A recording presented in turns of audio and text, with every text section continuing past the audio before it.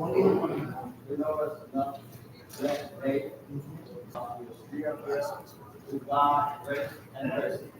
Not because we get so good, not because we live, because God is still here. Now, it doesn't matter how cold it is on the outside. You got God's spirit on the inside. That will keep you going. All of us ought to have the spirit of God in us. Stuff gonna come, these times gonna come. But as long as you know there's a God, even when it was hot, he was still there. The same God was there when it was hot. It's the same God that's here today when it's cold. So you know when you got your hand in the hand of a man that's still the water, you don't have to worry about how the weather be.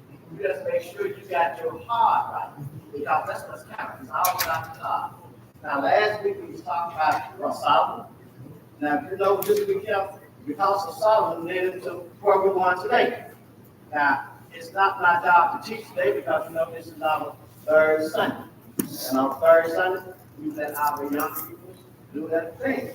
So what I'm going to do is that this young person come and do the first thing, and I'm going to step out of the way, and we're going to help her when she needs it. So, Miss Young Thing, come up here and do your thing. You know, I like that. Miss Young Thing, come up here and do your thing. Go ahead and handle it the way you want to handle it. Good that shit out like that.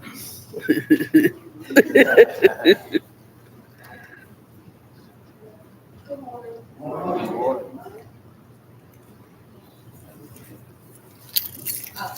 Good morning. Okay.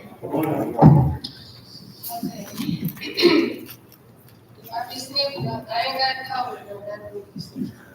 So, today's lesson is about fear. So, I'm going to start with the icebreaker. I'm going to pass out these cards. And don't put your name on it. Unless you want me to say it. Don't put your name on it.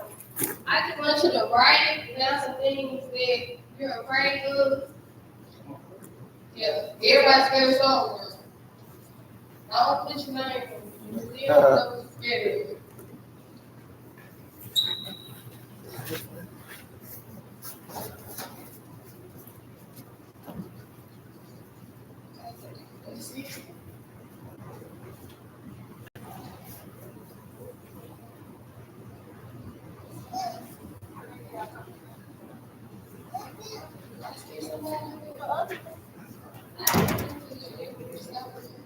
I don't have no fear.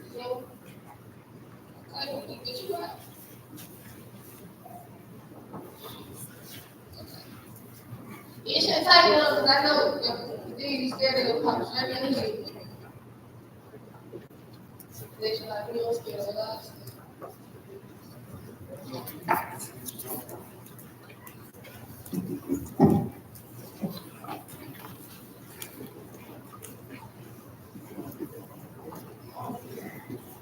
Don't go later.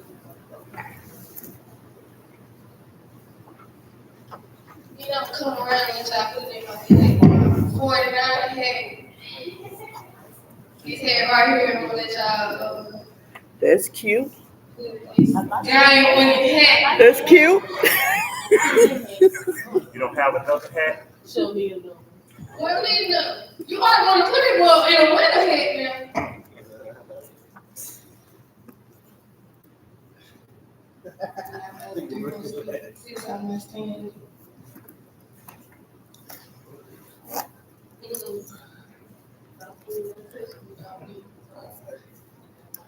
Snakes. When you done, you can leave your head. I know what to do.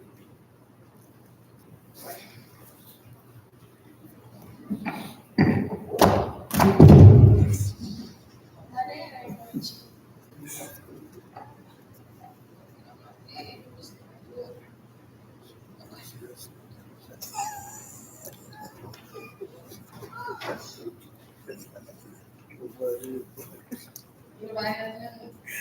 Come down. Eat that hog. You scared of so.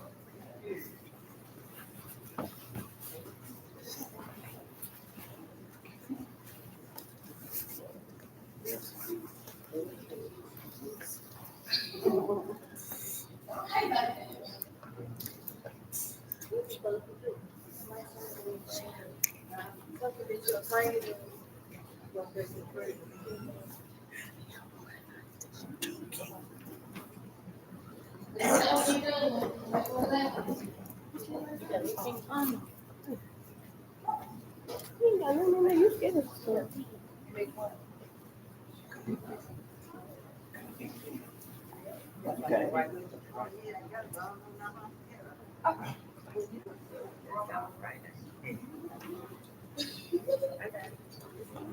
Okay.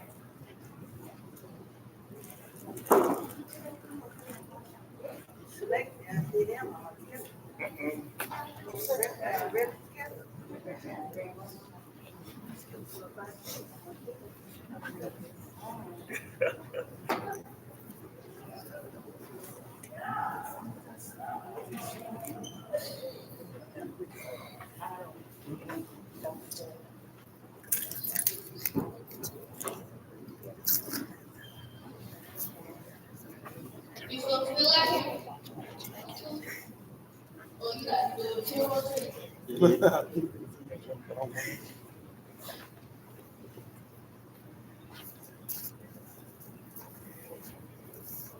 Who's that guy? Other than my uncle. You know they say your family be worse than you. My uncle still ain't one of them.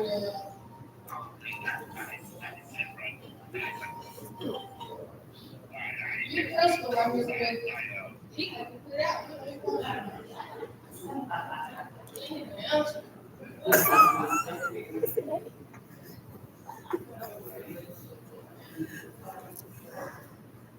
And the other dude, who's getting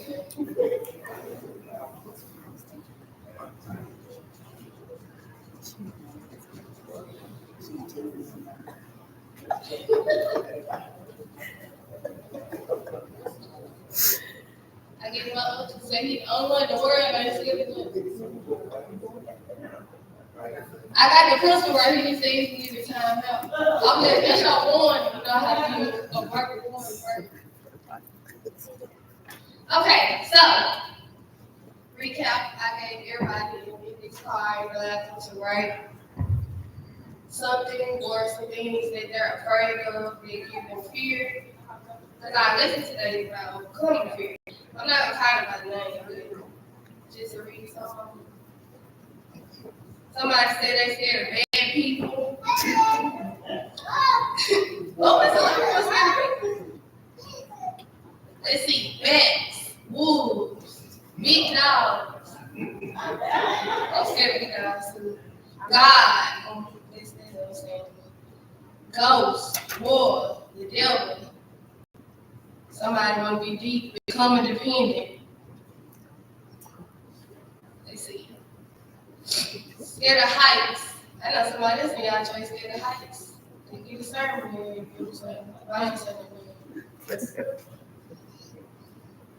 No fear God in the young generation. That's shady to me. I'm the young generation. Lack of love and mothers and fathers for their children. Rats. Falling. Oh, I don't know how you came to church and scared of falling. There's 2 people that it's like going to HELL. Snakes. Not, you get not being the best me that I want to be. Snakes, facing new challenges, losing family members, moving trains. Somebody watching Final Destination. Wind, earthquakes, and floods. Everything. Speaking out. This is some of the things that I know it's easier to write down what you're afraid of than to tell people. Because me personally, I don't like to tell people I'm scared of. I could. So when they find out what you're scared of, they're gonna make sure when you come across it, every chance they can get. I'm gonna sit this line with his head right here. Put that shit right there. My lesson today is about overcoming fear, so that's why I got us to be able to come forward and tell them some things that we're afraid of, and everything that I name can be overcome with the help of God. Fear is an unpleasant emotion caused by the belief that something or someone is dangerous. Like it's a cause of pain or is a threat. So that's basically being scared of something, which we talked about our fear. That's some of the things that we're afraid of. Growing up, we always laughed at one of my cousins because he's scared of say his name, make me sit up there in the back with his brother. But he's scared of everything. He's scared of spiders. He's scared of the dog. He's scared of talking people. Michael Jackson, the Thriller song. Jill Scott going outside and like everything he was scared of. I'm talking about everything. You wouldn't know it now, but you see my mom shaking her head. That was scared of everything. I ain't gonna say which one of them it was, but the one that was going first was scared of everything.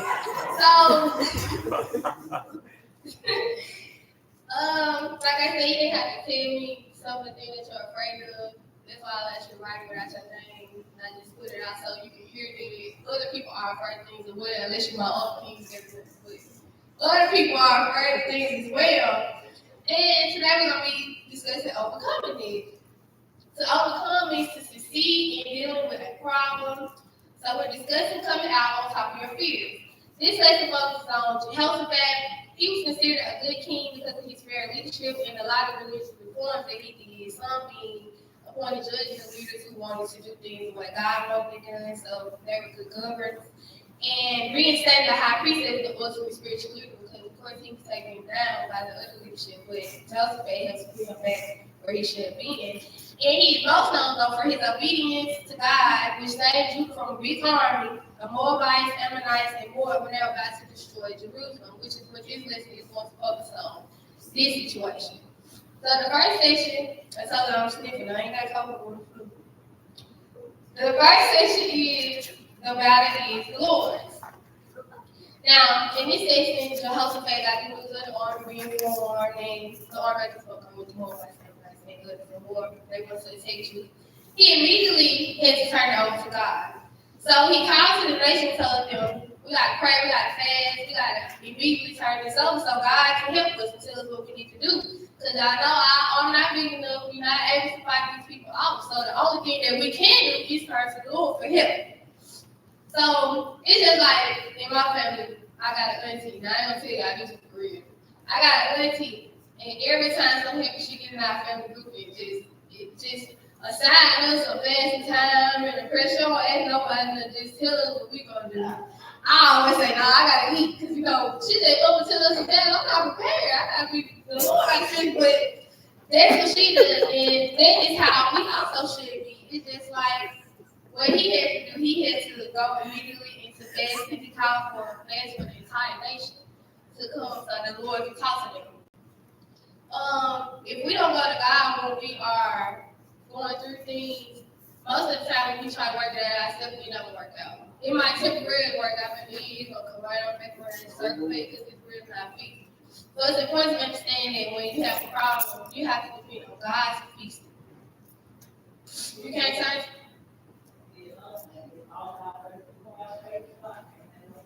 Yes, you also have to have faith. Of course, if you don't have faith, even if you say you turn it up to God, you still gonna be trying to think of ways to do it yourself. And that's a lot of times we get in our own way, we become our own stumbling block when we don't allow the Lord to work for us. We try to move in our own way. We can't turn to.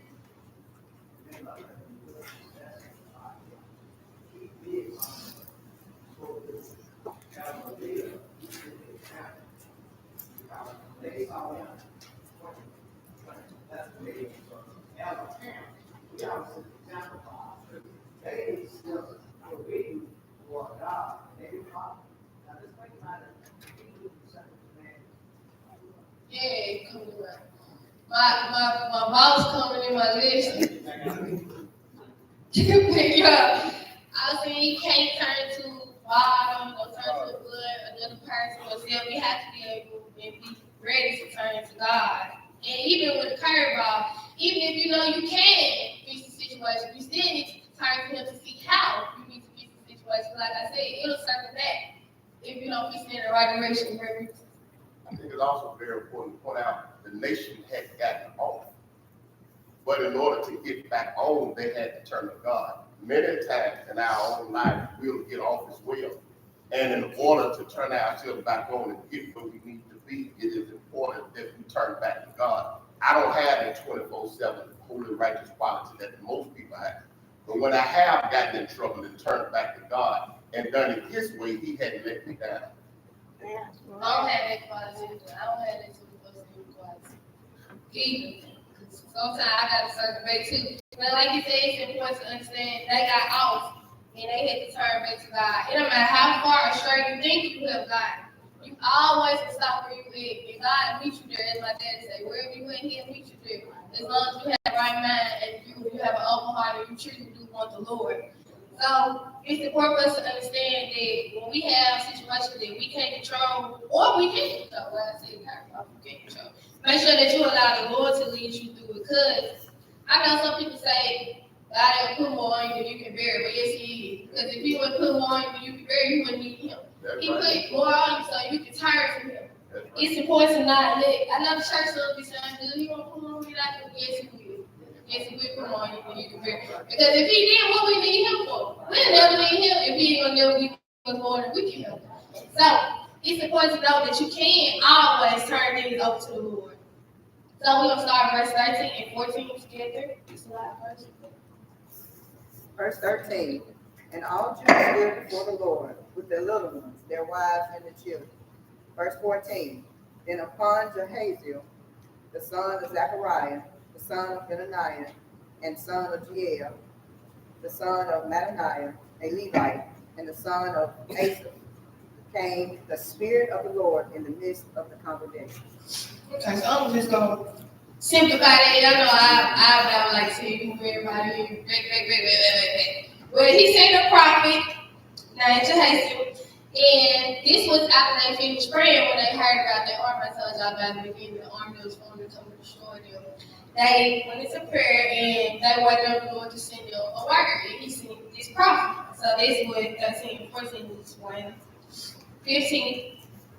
Verse 15. And he said, Hearken ye, all Judah, and ye inhabitants of Jerusalem, and thou kingdom Jehoshaphat.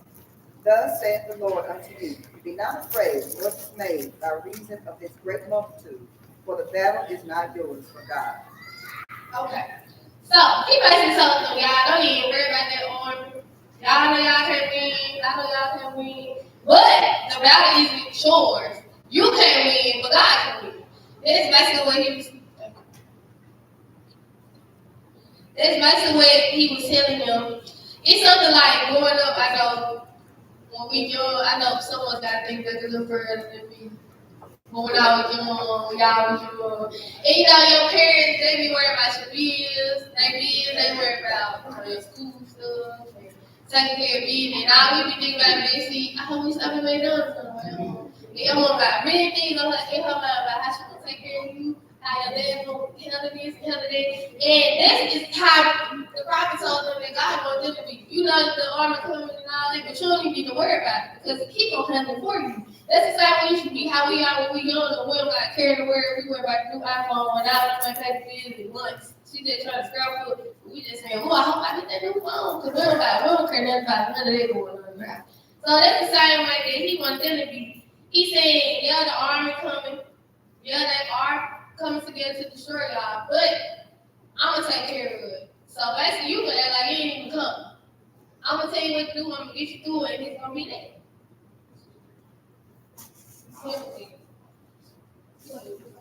And also that, let me know that all of them was together, and God spoke to one person to let him know that he was praying out, they were praying, but God spoke to him to tell the king that. Now the thing about it, he told the king that he had to be accepted because he told him God was the temple. He was a lot of us not accepting things. God said, "No, he goes nothing." I suppose it's the same thing that he did with himself with the man. He wasn't from that time, he said, I did. Then God spoke to him, told him, and the king accepted what he said. So that didn't go back to what he said. The king has to have faith in the word, and somebody told him what God said. We don't have that kind of faith. And I was like, oh, go ahead.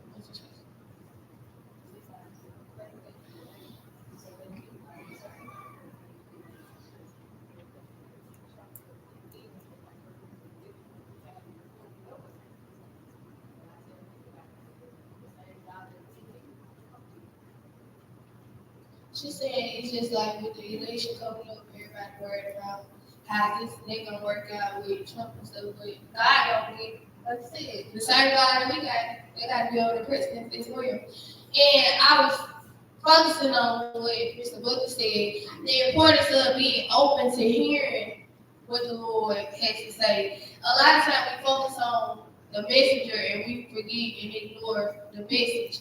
And it's important to understand that you're supposed to be paying attention to what God has to say. You can't be dissecting the person's life that He's sending it through, because everybody can be used by the Lord. Somebody sitting outside the store that down when they look nowhere to live, you still tell you something that the Lord has for you. You have to have an open heart and discernment. And me and my mom been talking about discernment a lot this week. That's knowing when something's from the Lord, when you operate under that, and knowing when other people are as well. And you have to pray for this to get discerned, because we laugh about the fact that I don't got it yet. I pray for it, I'm trying to get it, but I don't got it yet. So it's easy to be fooled and stuff, but it's important to understand that, like you said, God sent that person to them, and had they not had an open mind and open heart, they would have dismissed him. They might have said, he the son of so he didn't do anything. So I know the Lord has sent to him. So you have to make sure that you focus on the message and not the messenger, because we as humans, as I taught in another lesson, we gonna mess up. We gonna make mistakes and we gonna do things, and that don't mean that the Lord not gonna use us. That don't mean that God can't talk through us. We all gonna mess up because we flesh. So anybody who comes to you to need something that they ain't supposed to need. So it's important to understand that it's about the message and not the messenger. Please get that in our heads. Even me in my generation, a lot of times when people try to tell us something, the first thing we're gonna do is we're gonna dissect their life, so we can find something they want to make to justify the fact that they can't tell us what to do because they doing this or they doing that. But all the time, my parents tell me, if I know somebody that's drunk and they trying to stop me from being drunk, I probably need to listen to them, because I mean, you know, they know better than somebody who ain't doing to tell me what I should be doing or what I don't need to be doing. So it's important to focus on the message. It's Mr. Booker emphasized. 16. Verse 16. Tomorrow, go ye down against them. Behold, they come up by the cliff of Ziz, and ye shall find them at the end of the brook, before the wilderness of Jericho. Okay. So basically, he was letting them know exactly what the army was going to be.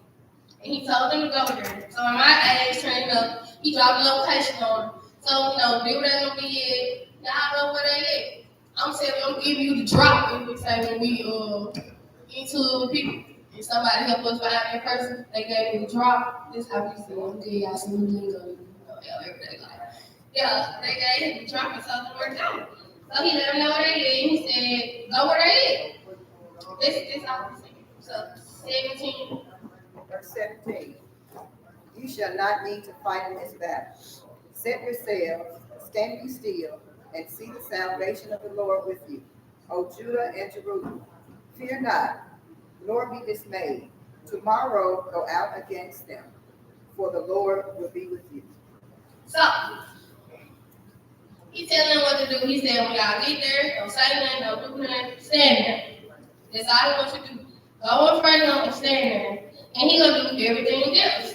Now, how many of y'all think y'all just go to support y'all? Don't beat y'all up. Don't even drag me. I'm just gonna go in your place and I'm standing.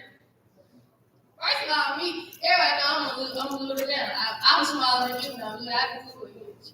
But I know I was in middle school, boy, I was that kid in the room that used to get pushed in the hallway and get the book bag, I was getting bullied all the time. So you think I'm gonna stand in front of somebody and be like, hey, I'm standing in your face. No, I was scared. And just like, that's the whole purpose of this lesson, is saying fear. Of course they were probably scared, like, oh man, we gotta go stand in front of them. We know they can beat us up. We know they got more stronger people than us. But we still gotta trust what God prepared for us. So regardless of him telling them, go there, stand in front of them, and just stand there. I mean, they leader told them that's what they was gonna do. So that's what they did. And like we said, it's so important for folks to have the right leader. Because all of you afraid, you might be scared, you might think you can do something. If the right person get in your ear, you'll be motivated, right? I'm talking about let the right person hype you up. Just like a team playing a team. Well, you know, whoever hype the Packers are laying out here thinking they're going to be there, you know, they put up a little fight. So it's about their motivation. Good I don't know example, who got that teacher. year, but it had been something like that because they kind of took us by ripping out their head. And me too. very good example, teacher.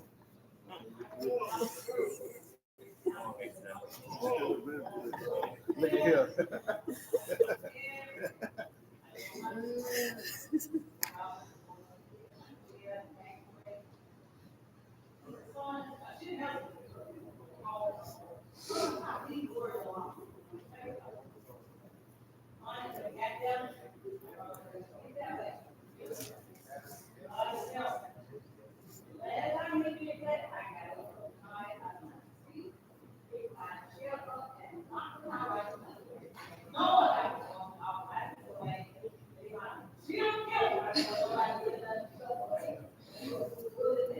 Now this story, y'all don't live by that.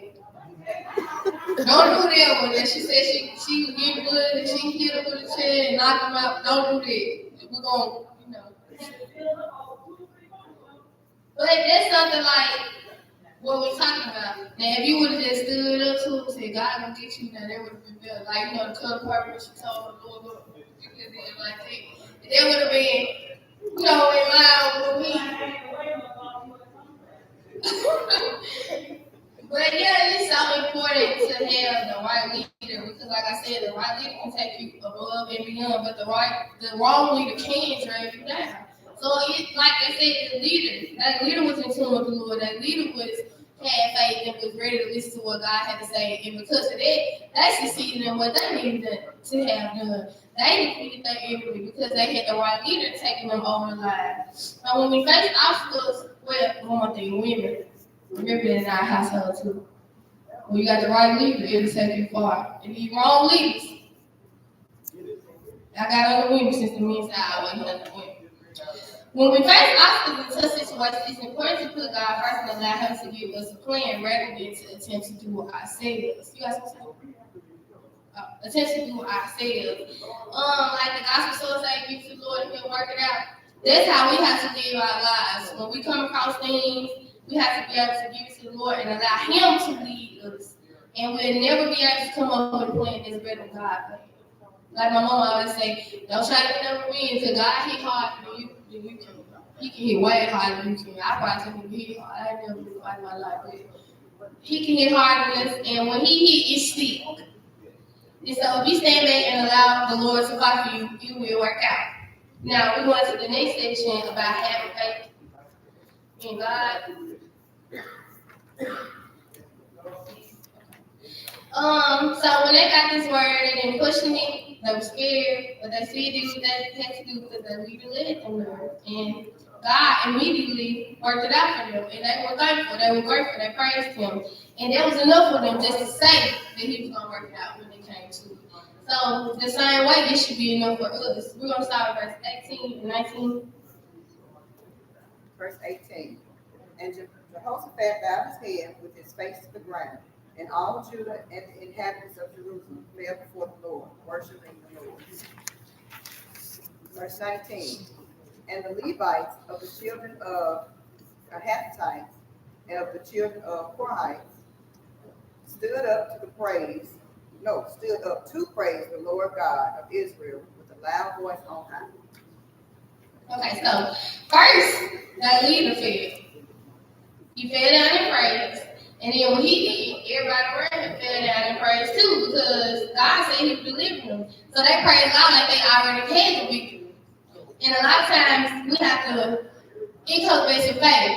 You might say, God will get me out of it, but if you really don't think God will get you out of it, ain't no point in you even saying that, because you ain't fooling nobody but us. And like I have stated before, we can't do nothing for you. We can't do nothing for nobody, but God can. So it's important to understand that they praised God for the victory even before they got it. It's something like when I was sick, and I don't look like I'm sick. When I was sick, I was down, bad sick. And my dad always kept telling me, well, you gotta thank God for the journey, you gotta thank God for the battle, you gotta thank Him like He already did for you. And then I was like, well, what if I die? What if He don't do it for me? He's like, well, you gotta go there and praise because you know that He can do it for you. So even if He did bring me out, I still had the faith because I know that He can bring me out. I've seen Him bring other people out. So maybe He didn't want to bring me out of it, but I know He will, He can. For the next person, so you have to praise God for what he gonna do for you or what you believe that he can do for you. And it's important to understand that even if the situation looks like, the situation that you come into looks like you can't beat it or you can't face it, God has already done it for somebody else. It's nothing under the sun that has already been done. They're right. But God does, yes, he does. He already done it for somebody else, so that you got to understand that he is capable. So like I said, praise him for the things that he can do, that he will do, that he has promised you. And do it beforehand, because you might be sick right now, but thank you for when you hear me. I might be lonely right now, but thank you for the wife or the husband you're going to see. I might be broke right now, but take time in February. Thank you for the text that I know I'm going to get. So you have to be able to thank God for the things that he's going to do, that he has already promised you. I call it a premature praise. I'm praising so early, the baby born early. I praise him early. This is my premature praise because I know it's coming. You know it's coming. You have faith it's coming. And they knew that God was going to deliver them from their army. So they praised him beforehand. They praised him for what he already said that he's going to do for them. And that's what 18 and 19 talk about. Then when they fell down and praised, thank him for what the message he sent them about what he was going to do for them. So, 20. Oh, wait.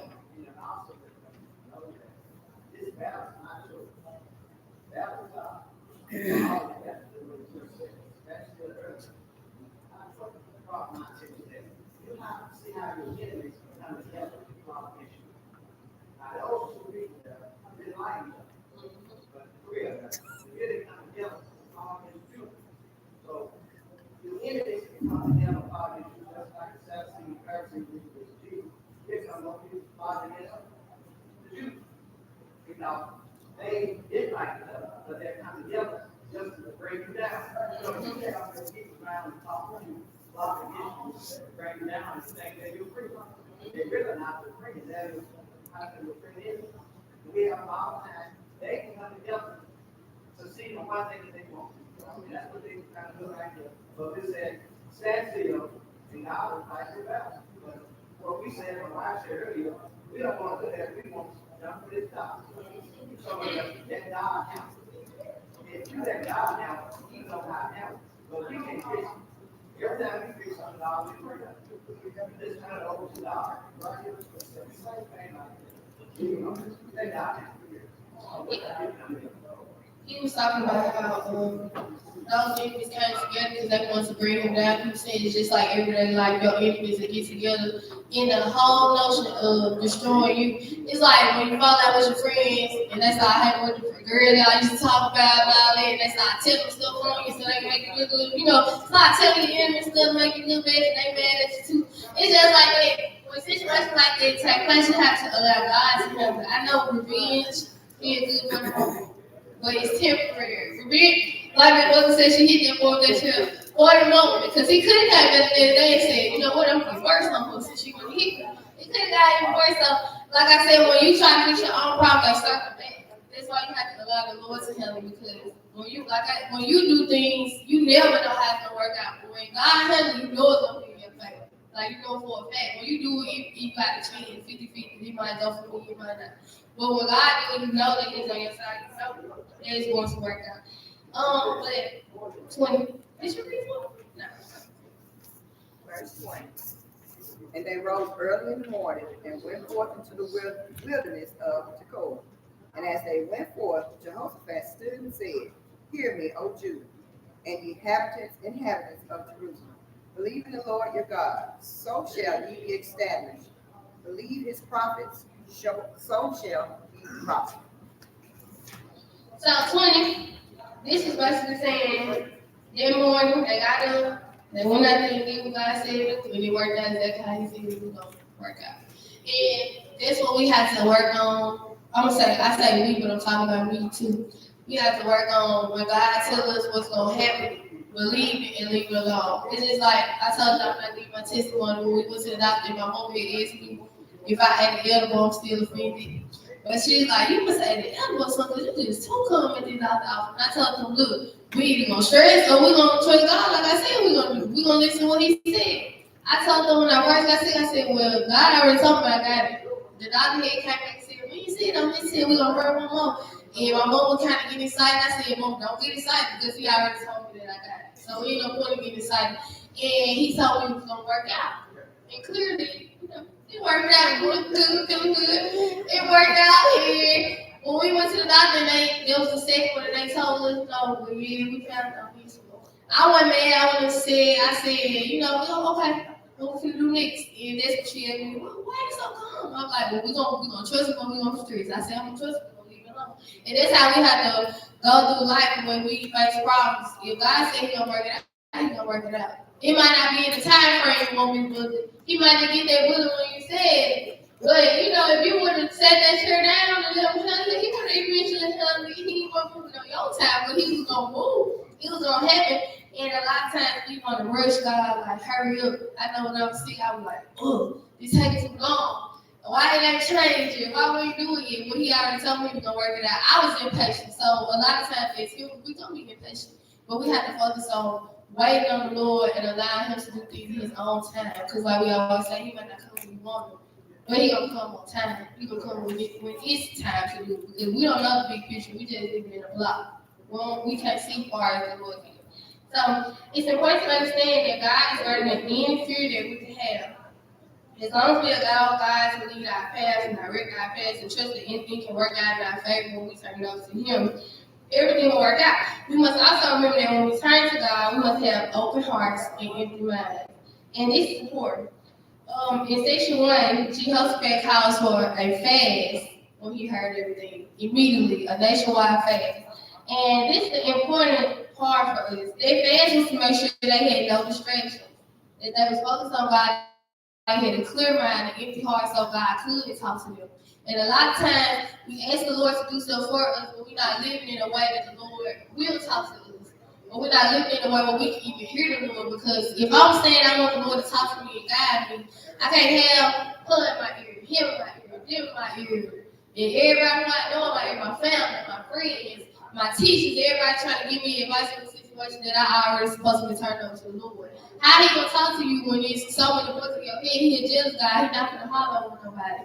If my birthday, you say, you want the Lord to talk, he can't be hollering on nobody.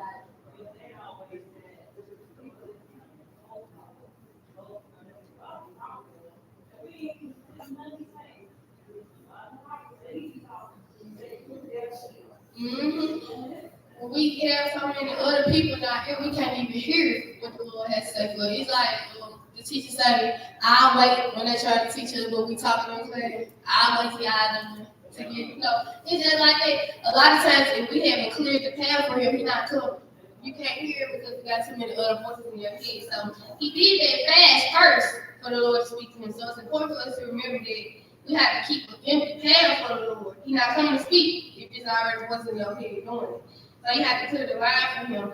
So like I said, you can't be living in sin and asking the Lord to speak or to work something out for you. Because he's not going to do it. Why would he do something for you when you're not doing what he needs you to do for him, which is living like he wants you to live? So he's not going to work it out for you if you're not trying to do it too. Faith without work is dead, as we always say. I can't be living this way and then it's God to clean my life up, and I'm not trying either. He ain't just going to step in and just sweep it out without me doing anything. So it's important. That was a very important point that I wanted to point out, that he fasted first and then so he can clear the path for the Lord. So either you turn things over and you trust God and let him to work it out, or you always going to leave in stress. It's important to put him first and turn it over to him and allow him to make your life the plan that he has for it. So again, thank you to Mr. Buckley. I call him my boss for letting me step in and teach on today. And thank you for your listening ears. I'm going to turn it back over to him.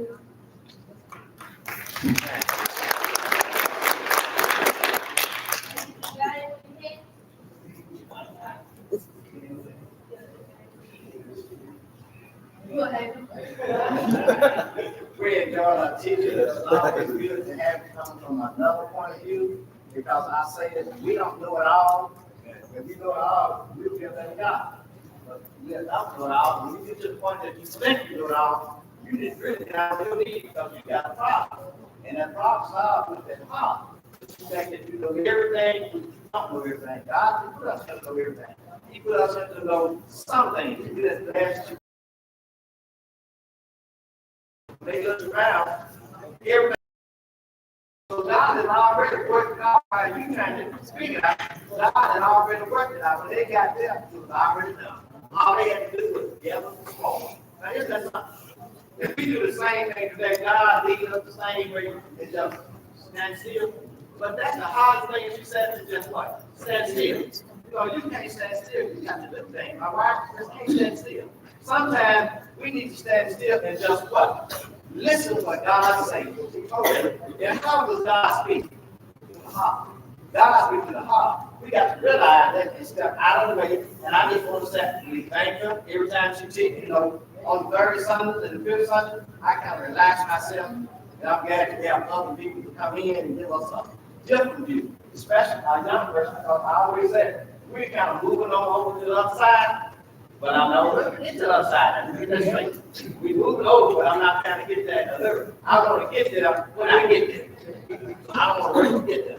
But what I do want to, when I get there, I got a place to go when I get there. So when all that said, and I put them out, but we have our other places to go. So I'm going to sit down and we thank you for living again. We look forward to it. Give us a big hand.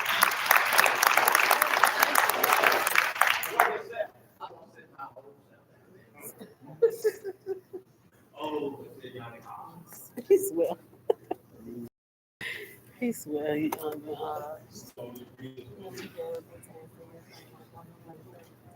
remember that? I said, "How much I tell that to?"